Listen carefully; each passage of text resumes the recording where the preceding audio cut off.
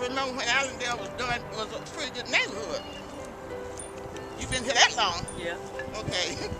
But I came in Allendale at night, must have been probably 1970, and moved over here because I was new, didn't really know nobody, and I walked from neighborhood to different neighborhoods that I could afford to pay, that I could afford to have. Because I was a woman with 3 children, only source of income was mine.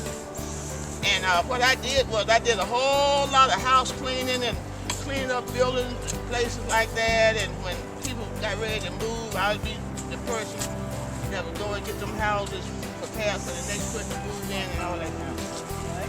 So I had to work very, very, very hard and study even on nights.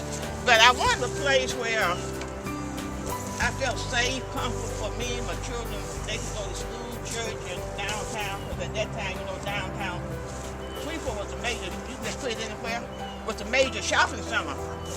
Downtown Shreveport, like J.C. Penney's. It was Chris's and all that. Oh, that's H.L. Allendale was the best place I could find based on my income and the income that it cost to have these houses. Because I came during the it was during that so-called a whole lot of changing in that late 60s. Right.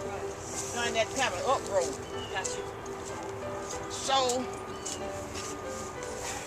at that time, a lot of folks who lived in Allendale was moving out of Allendale.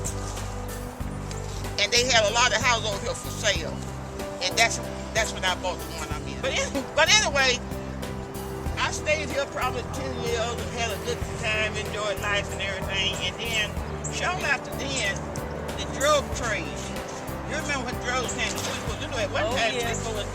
Shreveport was not known for drugs. But drugs came to Shreveport. And when drugs came to Shreveport, for some reason, Allendale was the main target, looked like. And everybody wanted to come and shut up shop. And I guess at that time, Allendale was beginning to deteriorate. Because see, so many people who lived over here had moved with the nicer neighborhoods. Not that Allendale was bad, but they had outgrown the neighborhood. You know how people, that's really wrong with something, but you just feel like you want something better now because you can do better. And that's kind of the situation Allendale was left in. So people just kind of started moving out. And then when these drugs came, it made them want to move more so. So finally got to a place where Allendale was just a neighborhood known for drugs, crime, you name it, it went on. Schools had got bad and hardly nobody going to school anymore. The neighborhood just went bad. In some kind of way, I knew this neighborhood could be better because it wasn't this way when I came. So then the rumor got out that Miss Rosey was trying to put an end to what was happening in the neighborhood, and that's when the drug people got mad with me and started threatening me, picking at me, and all that kind of stuff. And finally they shot my garage apart. That didn't stop me from running my mouth and talking. The next thing they did, they shot out 2 of my windows in my house. That didn't stop me. And so I said, you know one thing, because every time I passed here, somebody hollering at me, nasty remarks and all that kind of stuff. And I said, well, I'm going to put an end to these drugs over here. After they shot my woman, they're not going to make me move. In the first place, I didn't have nowhere to go. I mean, that would help. Otherwise, I could have moved, but I wouldn't have been no better off. Right. And my idea was, if I can't be no better off, why not stay here and try to work with what I have? And I said, I'm going to come out here and start working with this corner. I know these drug dealers is out here. They don't like me, so I'm going to ask the man that owns this place, can I use your lot? He said, yeah, you can. He said, but you won't get killed. He told me, everything they did. So I remember telling Mr. Full, so I said, I'm already dead. Oh yeah, that's good as you can get. I said, I'm already dead. I said, if they kill me, they're going to kill me trying to do something. They ain't going to kill me just standing up. So he said, go for it. So I went for it. But I was because drug dealers don't get up early in the morning. They mostly stay up at night and sleep late in the daytime. So I came out here that morning about 7 o'clock and started working on that end down there, because that's the end I worked on first. And then when they finally came off, I mean, somebody took me that day,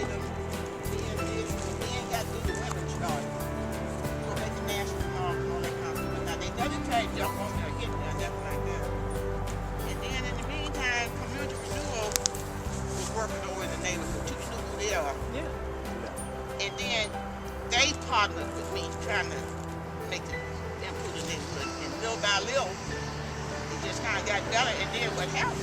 Drug dealers, they picked up it about 4 or 5 months, and I guess they didn't want to kill me, I don't guess. And they finally left. That's kind of how they got.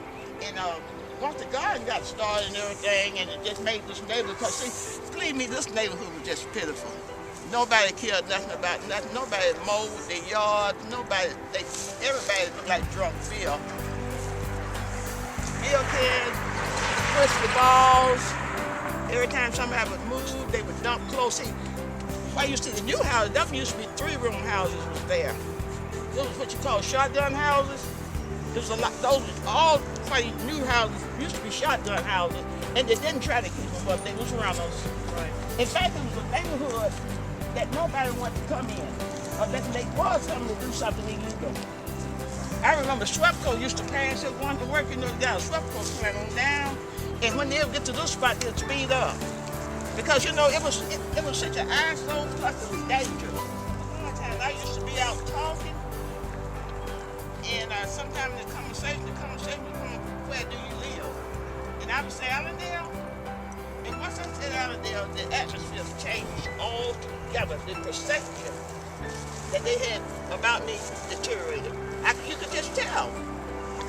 You know, it was the idea. In other words, if you lived in Allendale, you can't be about much either, because we know how Allendale is.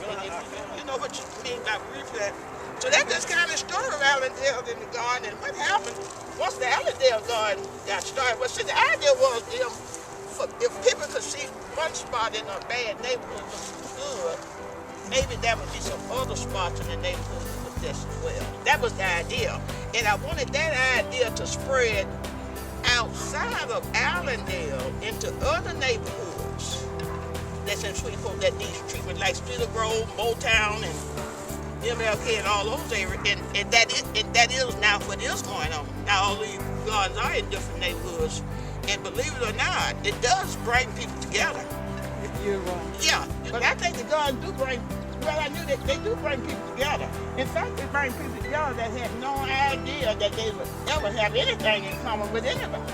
You know, it's just amazing what a garden will do. Not only will it bring food for you, but it, from a sociable standpoint. Fellowship, yeah. And then another thing, you know, once you start meeting and greeting with people, you will realize, I'm not going to say all, but you will realize that people in June want the same thing everybody else wants, and that's what? Peace, that's happiness, and safety. You know, and so why not work with the things we have in common and try to fix those that we don't have in common?